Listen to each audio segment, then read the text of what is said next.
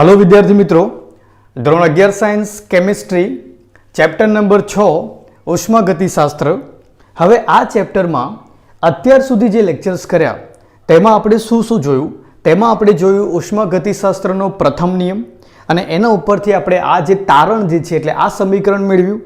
ત્યારબાદ આપણે જોયું સમતાપી અપ્રતિવર્તી પ્રક્રમ એટલે ઇરિવર્સિબલ પ્રોસેસ માટે કાર્યનું સમીકરણ મેળવ્યું, બરાબર। ત્યારબાદ સમતાપી પ્રતિવર્તી એટલે રિવર્સિબલ પ્રક્રિયા માટે ગયા લેક્ચરમાં છેલ્લા લાસ્ટ ટોપિક એની અંદર કાર્યનું શું મેળવ્યું? આપણે સમીકરણ મેળવ્યું। એના પછી ધ્યાનથી જો સમોષ્મી ફેરફાર યાદ કરો, એડિયાબેટિક પ્રોસેસ। એડિયાબેટિક પ્રોસેસની અંદર આપણે જોયું કે ત્યાં આગળ ઉષ્મા ફેરફારનું મૂલ્ય શૂન્ય હોય છે, જેના કારણે આંતરિક ઉર્જામાં થતો ફેરફાર એ કરેલા કાર્ય બરાબર થાય છે। તો આ બધા જ પરિણામો જે છે તે આપણે આગળના લેક્ચર્સની અંદર શીખી ગયા। હવે જો આપણે શું કરવાનું છે, હવે આની અંદર આ બધી વસ્તુઓ તમારે એઝ અ કોન્સેપ્ટ એક કોન્સેપ્ટ તરીકે યાદ રાખવાની છે। કેમ આવું કહી રહ્યો છું? એટલા માટે કહી રહ્યો છું કેમ કે આ બધી વસ્તુ જે છે તમને એમસીક્યુ અને એક્ઝામ્પલ એટલે દાખલા સોલ્વ કરવા માટે ખૂબ કામ લાગવાની છે। એટલે એક નોટબુક લેવાની, નોટબુકના પેજમાં આ રીતે લાઇનસર લખી દેવાનું કયા પ્રક્રિયા માટે શું રિઝલ્ટ બન્યું છે, શું તારણ બન્યું છે, એ તારણ તમારે યાદ રાખવું પડશે, તો જ તમે એમસીક્યુ સોલ્વ કરી શકશો। બીજું એક નાનો અમથો ટોપિક આપ્યો છે, પણ આ પણ તમને એમસીક્યુની બધામાં ખૂબ કામ લાગી શકે છે। જો શું છે ટોપિકનું નામ છે આદર્શ વાયુનું સમતાપી અને મુક્ત વિસ્તરણ। હવે તમે વિચારો સમતાપી, બરાબર, એટલે અચળ તાપમાને આદર્શ વાયુ જે છે એ મુક્ત રીતે વિસ્તરણ પામે, બરાબર, આપમેળે વિસ્તરણ પામે। તો એની અંદર જો આ પ્રક્રિયા દરમિયાન આપણે બહારથી કોઈ દબાણ આપી રહ્યા નથી, એટલે આપણે એવું કહી શકીએ કે એક્સટર્નલ પ્રેશર જે છે અહીંયા શું થવાનું છે? 0 થવાનું છે। અને આપણે વર્કનું એક સમીકરણ જાણીએ છીએ, શું જાણીએ છીએ? પી એક્સટર્નલ અને વીએફ માઇનસ વીએ, આ સમીકરણ જાણીએ છીએ। જો બહારનું દબાણ જ 0 થઈ જતું હોય તો વર્કમાં આ જગ્યા પર 0 આવે અને એના ગુણાકારમાં પછી કંઈ પણ હોય 0 આવી જશે, એટલે વર્કનું મૂલ્ય શું આવી જશે? પછી 0। અને જૂલના પ્રયોગથી પણ અને આપણે આમ નોર્મલી પણ સમજી શકીએ છીએ કે આ પ્રક્રિયાની અંદર ઉષ્મા ફેરફારોનું મૂલ્ય પણ શૂન્ય આવશે। તમે વિચારો, જો તાપમાન તો અચળ રહે છે, બરાબર, તમે કોઈ હીટ આપી રહ્યા નથી, તો અહીંયા આગળ ક્યુનું જે મૂલ્ય છે એ પણ શું આવશે? શૂન્ય આવશે। અને જો ડબલ્યુ અને ક્યુ બંને શૂન્ય આવશે તો આપણે આ ફર્સ્ટ નિયમ જે પહેલો નિયમ જે છે એ લગાવીશું, ક્યુ પ્લસ ડબલ્યુ, તો ડેલ્ટા યુનું જે મૂલ્ય છે એ પણ શું આવવાનું છે? 0 જ આવવાનું છે। એટલે આ યાદ રાખવાનું, મુક્ત વિસ્તરણ એટલે ફ્રી એક્સપાન્શન, આઈડિયલ ગેસનું ફ્રી એક્સપાન્શન જે છે અચળ તાપમાને જ્યારે તમે કરો છો ત્યારે આંતરિક ઉર્જાના ફેરફારો મૂલ્ય શૂન્ય, કાર્યનું મૂલ્ય શૂન્ય અને ઉષ્મા ફેરફારનું મૂલ્ય પણ શું આવશે? શૂન્ય આવશે। આ પરિણામ પણ તમારે આ રીતે એક લિસ્ટમાં લખી અને યાદ રાખી લેવું। અને હવે આપણે જોઈએ એક નવું અવસ્થા વિધેય જેનું નામ છે એન્થાલ્પી। કેપિટલ એચ એનો શું છે? સિમ્બોલ છે। હવે એન્થાલ્પીને સમજતા પહેલાં આપણે શરૂઆત કરીએ ઉષ્માગતિશાસ્ત્રના પ્રથમ નિયમથી। જો વિચારો કે આપણે જાણીએ છીએ કે ઉષ્માગતિશાસ્ત્રનો પ્રથમ નિયમ જે છે આ પ્રમાણે છે, બરાબર। હવે એની અંદર આપણે કાર્ય જે છે એનું આપણે શું મૂકીએ? સમીકરણ મૂકીએ તો એ આ રીતે બની જશે, Q minus P external delta V. તમે કહેશો કે સર માઇનસ કેમ મૂક્યું? પ્રણાલી દ્વારા કાર્ય થાય છે, બરાબર, પ્રણાલી કાર્ય કરે છે, એ પ્રમાણે એ કાર્ય શું લેવામાં આવે? ઋણ લેવામાં આવે। એટલે આપણે અહીંયા એ માનીને ચાલીએ છીએ કે પ્રણાલી જે છે એ જાતે કાર્ય કરે છે, પ્રણાલી દ્વારા કાર્ય થાય છે, એટલા માટે આને મેં શું લીધું છે? માઇનસ લીધું છે। હવે માનો કે આ એક એવી પ્રક્રિયા જે છે જે પ્રક્રિયા અચળ કદે કરવામાં આવી છે। કેવી પ્રક્રિયા છે? અચળ કદે કરવામાં આવી। હવે અચળ કદે કરવામાં આવી હોય તો કદમાં થતા ફેરફારનું મૂલ્ય શું આવે? શૂન્ય આવે। અને જો કદમાં થતા ફેરફારનું મૂલ્ય શૂન્ય આવે તો આની અંદર જો આ 0 થઈ જશે તો આ આખી જે ટર્મ છે, આ આખું જે પદ છે એ 0 થઈ જશે। તો આપણે એવું કહી શકીએ કે અચળ કદે થતી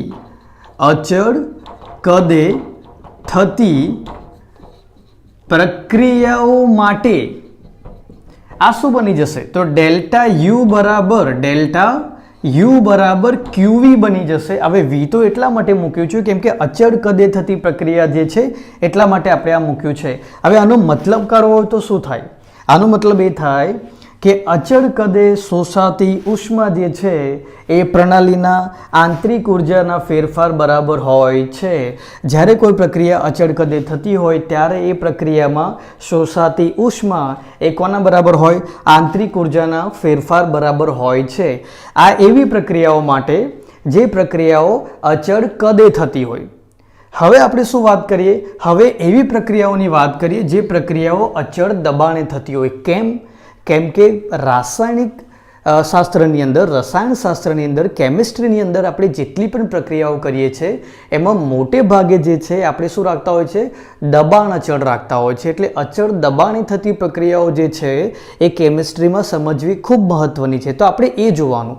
હવે આપણે વિચાર કરો, આ જ થર્મોડાયનેમિકનો જે નિયમ જે છે એવું અચળ દબાણે થતી પ્રક્રિયા માટે લગાવો તો કેવી રીતે લગાવાશે? જો તે વખતે આ વાળું જે સમીકરણ જે છે એ આવું બની જશે. અચળ દબાણે જે આપણે ઉષ્મા આપી રહ્યા છે તે, પ્રણાલીમાં જે ઉષ્મા શોષાઈ રહી છે તે, અને આ જગ્યા પર જે છે એ અચળ દબાણ એટલે માનો કે પી જેટલું દબાણ છે તે, અને અહીંયા કંઈક કદમાં ફેરફાર આવશે. હવે તો અચળ કદ નથી, બરાબર, એટલે 0 નહીં આવે, કંઈક ફેરફાર આવશે. હવે જો આપણે શું કરીએ કે આપણે પ્રણાલીની પ્રારંભિક અવસ્થાને 1 કહીએ અને અંતિમ અવસ્થાને 2 કહીએ. આવી રીતે આપણે શું કરીએ? એને નંબર આપી દઈએ. તો આ સમીકરણ ઉપરથી હું આવું કહી શકું કે આ શું છે? આંતરિક ઉર્જામાં થતો ફેરફાર એટલે શું? અંતિમ અવસ્થા માઇનસ પ્રારંભિક અવસ્થાની આંતરિક ઉર્જા, એનો ફેરફાર. ઉર્જા જે છે એ તો આપણે એટલી જ આપી રહ્યા છે અચળ દબાણે, એટલે આપણે એને આ રીતે જ લખી કાઢવાનું. પછી અહીંયા જો દબાણ જે છે અચળ છે, અને આવું કરવાથી જે કદમાં ફેરફાર આવશે એ માનો કે આવી રહ્યો છે V2 માઇનસ V1 જેટલો આવી રહ્યો છે. જો યાદ રાખજો, આ જે મેં કર્યું એ અચળ કદની પ્રક્રિયા માટે કરું છું, અને હવે જે કરી રહ્યો છું તે અચળ દબાણની પ્રક્રિયા માટે આ અપ્લાય કરી રહ્યો છું. હવે ધ્યાનથી જો મારે શું કરવાનું? મારે આ સમીકરણના પદોને આ બાજુ લાવવાના. થોડી ગોઠવણી કરીશ તો તમે ચેક કરશો, તમને ખબર પડશે. QP ને સૂત્રનો કરતા બનાવીશ તો અહીંયા આગળ મને 2 વાળા એક સાથે લઈ લેવાના, 1 વાળા એક સાથે લઈ લેવાના. તો U2 plus P2 V2 minus U1 plus P1 V1 મળશે, છે કે નહીં? તો તમે એવું કહી શકો હવે કે અચળ દબાણે થતી જે પ્રક્રિયાઓ જે છે એની અંદર શોષાતી ઉષ્મા જે છે એ માત્ર આંતરિક ઉર્જા દ્વારા નહીં, બરાબર, પણ જો આ આખા પદ પર આધાર રાખે છે. એટલે હવે આજે એક નવું પદ બન્યું. આ પદને આપણે આ રીતે લખી શકીએ. જો U પ્લસ PVનું જે પદ બન્યું એ પદને કહેવામાં આવે છે એન્થાલ્પી. અને આને તમે જો H2 કહો અને આને તમે H1 કહો તો જો QP બરાબર H2 માઇનસ H1 એટલે ડેલ્ટા H, એટલે એન્થાલ્પીમાં થતો ફેરફાર જે થાય. તો આની ઉપરથી આપણે તારણ શું કાઢીએ? આની ઉપરથી શું તારણ નીકળે? જો સમજાવું તમને. આ બંનેમાં કોઈ ખાસ ફરક નથી, ઉર્જામાં થતા ફેરફારો જ છે. પ્રક્રિયા દરમિયાન ઉર્જામાં થતા ફેરફારો જ છે, પણ જ્યારે પ્રક્રિયા અચળ કદે કરવામાં આવી હોય ત્યારે એના અંદર શોષાયેલી ઉષ્મા, હમણાં આપણે વાત કરીએ છીએ કઈ પ્રક્રિયાઓ? ઉષ્મા શોષક પ્રક્રિયાઓ પર વાત કરીએ. શેપક માટે આનું ઊંધું થઈ જશે.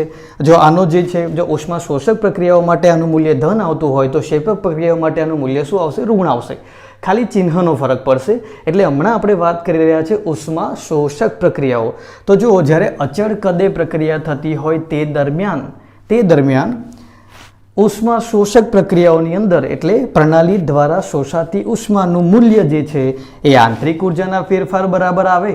જ્યારે અચળ કદે પ્રક્રિયાઓ થતી હોય તે વખતે જે અચળ કદ પર શોષાયેલી ઉષ્મા જે છે એનું મૂલ્ય જે છે એ એન્થાલ્પી ફેરફાર બરાબર લેવામાં આવે છે. કેમ કે ત્યારે આવી રીતે વર્ગ 0 થતું નથી, કેમ કે તે વખતે કદમાં ફેરફાર આવે છે. કદમાં ફેરફાર આવે એટલે આ વેલ્યુ 0 ના ગણી શકાય, અને ના 0 ગણો અને પછી તમે આ રીતે સમીકરણ બનાવો તો તમને ખબર પડે કે આ જે ઉષ્મા જે છે એ આ આખા પદ ઉપર આધાર રાખે છે. આ પદને આપણે કઈ રીતે વ્યાખ્યાયિત કર્યું? આપણે આને નામ આપ્યું એન્થાલ્પી, એટલે શોષાયેલી ઉષ્મા અચળ દબાણે થતી પ્રક્રિયાઓની અંદર શોષાયેલી જે ઉષ્મા જે છે એ તમને કોનું મૂલ્ય આપશે? એન્થાલ્પી ફેરફારનું મૂલ્ય આપશે. અને અચળ કદની પ્રક્રિયાઓ જે છે એમાં શોષાયેલી જે ઉષ્મા જે છે એ તમને કોનું મૂલ્ય આપશે? આંતરિક ઉર્જાના ફેરફારનું મૂલ્ય આપશે. બસ આટલો જ ફરક જે છે એ અચળ કદની પ્રક્રિયા અને અચળ દબાણની પ્રક્રિયા હું લખી દઉં છું એટલે ઇઝી રહે છે. આ બાજુ જે લખ્યું છે એ અચળ કદ પ્રક્રિયા માટે લખ્યું છે, અને આ બાજુ જે મેં લખ્યું જે છે તે અચળ દબાણે થતી પ્રક્રિયા માટે આપણે લખ્યું છે. આ વસ્તુ જે છે એની તમે શું બનાવી લેજો? નોટ. હવે આપણે વાત કરીએ, જો એન્થાલ્પી ફેરફારો પર વાત કરીએ, એના આપણે ચિહ્નો વિશે વાત કરીએ. તો જ્યારે પ્રણાલી દ્વારા ઉષ્મા શોષાતી હોય ત્યારે એન્થાલ્પી ફેરફારનું મૂલ્ય જે છે તે ધન લેવું, અને ઉષ્મા ક્ષેપક એટલે પ્રણાલીમાંથી ઉષ્મા જે છે બહાર નીકળતી હોય તે વખતે એન્થાલ્પી ફેરફારનું મૂલ્ય જે છે શું લેવું? ઋણ લેવું. તો યાદ રાખજો કે અચળ દબાણે થતી પ્રક્રિયામાં શોષાયેલી ઉષ્મા જે છે એ આપણને એન્થાલ્પી ફેરફારનું મૂલ્ય આપે છે. હવે આ જે પરિણામ આપણને મળ્યું એને આપણે ઉષ્માગતિશાસ્ત્રના પ્રથમ નિયમની અંદર મૂકીને જોઈએ. તો જો ઉષ્માગતિશાસ્ત્રના પ્રથમ નિયમમાં આપણે ડેલ્ટા યુ બરાબર ક્યુ પ્લસ ડબલ્યુ, એના પછી આપણે ડેલ્ટા યુ બરાબર ક્યુ માઇનસ પી ડેલ્ટા વી કર્યું હતું, બરાબર. હવે આ જ વસ્તુને આપણે શું કરીએ છીએ? અહીંયા આગળ મૂકીને જોઈએ છીએ. જો કેવી રીતે મૂકાશે ચેક કરો. ડેલ્ટા યુ, હવે આ પ્રક્રિયા એવું સમજો કે આ જે નિયમ આપણે લગાવ્યો છે એ અચળ દબાણે થતી પ્રક્રિયા ઉપર લગાવ્યો છે. અચળ દબાણે થતી પ્રક્રિયા ઉપર લગાવ્યો છે. તો શું કરવાનું? એ જગ્યા પર આવશે ક્યુપી માઇનસ પી ડેલ્ટા વી. ક્યુપીનું મૂલ્ય મૂકું છું delta H minus P delta V delta U. પેલું આ બાજુ લાવું તો ડેલ્ટા એચ બરાબર delta U plus P delta V. આ સમીકરણ પણ બનીને રેડી થઈ જશે. હવે આ જ સમીકરણ ઉપરથી તમે પેલી અચળ કદવાળી પ્રક્રિયાઓને ધ્યાનમાં લો તો શું થશે? હવે અચળ કદ એટલે કદમાં થતો ફેરફાર શું આવે? શૂન્ય આવે. કદમાં થતો ફેરફાર શૂન્ય આવે તો અહીંયા આગળ પાછું શું આવે? 0. આ 0 આવે તો આ પદ શૂન્ય થઈ જાય. તો પાછું ફરી વખત અચળ કદે થતી પ્રક્રિયાઓ માટે આ આખું પદ 0, તો તે વખતે ડેલ્ટા એચ બરાબર શું લેવામાં આવે? Delta you. એટલે અચળ કદે થતી પ્રક્રિયાઓ માટે તો જે આંતરિક ઉર્જાના ફેરફારનું મૂલ્ય છે એ જ શું ગણવામાં આવે છે? એન્થાલ્પી ફેરફારનું મૂલ્ય ગણવામાં આવે છે. આ પરિણામ પણ તમારે શું કરવાનું? યાદ રાખવાનું. હવે એક અગત્યનો સમજવાલાયક મુદ્દો એ છે કે તમે વિચારો કે જો તમારી પ્રણાલી જે છે એ ઘન અથવા પ્રવાહી અવસ્થામાં હોય અને તમે એને ઉષ્મા આપો, બરાબર, તો શું થાય? તો કે ઘન અને પ્રવાહીને જ્યારે આપણે ઉષ્મા આપીએ છીએ ત્યારે એમના કદમાં જે છે એટલો બધો તફાવત આવતો નથી. એટલે કદમાં એ ઘણો મોટો ફેરફાર દર્શાવતા નથી. અને કદમાં એ એટલો બધો ફેરફાર ના દર્શાવે તો આપણે એ બધી પ્રક્રિયાઓ જે છે એને લગભગ અચળ કદે થતી પ્રક્રિયાઓની જેમ લઈ શકીએ.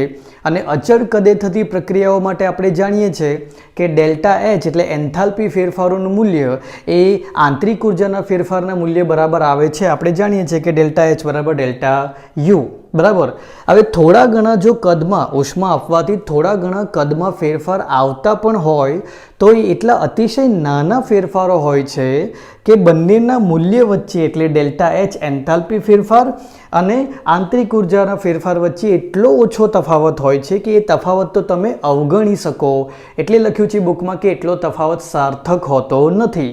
પણ તમે વિચારો કે જો તમારી પ્રણાલી વાયુમય અવસ્થામાં હોય એટલે ગેસિયસ સ્ટેટમાં હોય તો અને પછી તમે એને ઉષ્મા આપો તો વાયુઓનું તો કદ સારું એવું બદલાય છે, વાયુઓના કદમાં તો સારો એવો તફાવત જોવા મળે છે. તો એના કારણે એન્થાલ્પી અને આંતરિક ઉર્જાના મૂલ્યોમાં પણ સારો એવો તફાવત જોવા મળે, જેને તમે અવગણી શકો નહીં. એટલે યાદ રાખજો, એન્થાલ્પી ફેરફારોનું મૂલ્ય ખાસ કરીને ત્યારે વધારે અગત્યનું છે જ્યારે પ્રણાલી જે છે એ વાયુમય અવસ્થામાં હોય.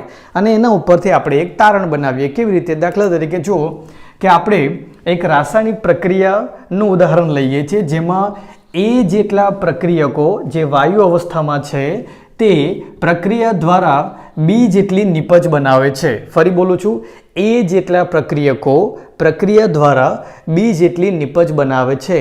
એમાં ડાબી બાજુ પ્રક્રિયકોના જે મોલ જે છે એ છે Na જેટલા અને પ્રક્રિયકોનું જે કદ જે છે તે Va જેટલું છે. એવી રીતે જમણી બાજુ જે નિપજોના મોલ જે છે તે Nb જેટલા છે અને કદ જે છે તે Vb જેટલું છે. હવે પ્રક્રિયકો અને નિપજો બંને વાયુમય અવસ્થામાં છે. હવે અચળ તાપમાને અને અચળ દબાણે જો આ હોય તો આપણે એની ઉપર આદર્શ વાયુ સમીકરણ લગાવી શકીએ. તો આપણે લગાવીએ છીએ. ચલો, આદર્શ વાયુ સમીકરણ આપણે પ્રક્રિયકો માટે તમે લગાવશો તો PVA બરાબર NaRT.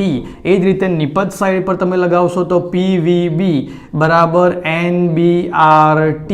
હવે આપણે શું કરીએ? આનો તફાવત લઈએ. PVB minus PVA is equal to NbRT minus NaRT. ચલો, કોમન જે નીકળતું હોય, સામાન્ય જે નીકળતું હોય તે કાઢો. VB minus VA બરાબર NB minus NA. અહીંયા આવશે RT. ચેક કરો આ શું હતું? તો કે વાયુમય નિપજોના કુલ મોલ અને વાયુમય પ્રક્રિયકોના કુલ મોલનો તફાવત. તો આપણે એને લખી શકીએ ડેલ્ટા એન, હે ને, મોલનો તફાવત, અને વાયુમય એટલે G, અને અહીંયા આગળ આવશે RT. આ બની જશે P, કદનો તફાવત એટલે ડેલ્ટા V. હવે P ડેલ્ટા Vનું આ મૂલ્ય આપણા આગળ સાબિત કરેલા આ સૂત્રની અંદર મૂકી દઈએ તો તમને એન્થાલ્પીનું એક નવું સૂત્ર મળી જાય. જો delta U plus delta NG RT. આ જે સમીકરણ જે છે તમારે ક્યારે વાપરવાનું? જો કેસ આવશે એવા. શું છે? મોલ આપેલા હશે, આંતરિક ઉર્જામાં થતા ફેરફારો આપેલા હોય, આ બધું આપેલું હોય ત્યારે તમે આનો ઉપયોગ કરીને પછી એન્થાલ્પીમાં થતા ફેરફારો પણ શું કરી શકો છો? ગણી શકો છો. તો આ જે છે તમારો ટોપિક છે એન્થાલ્પી.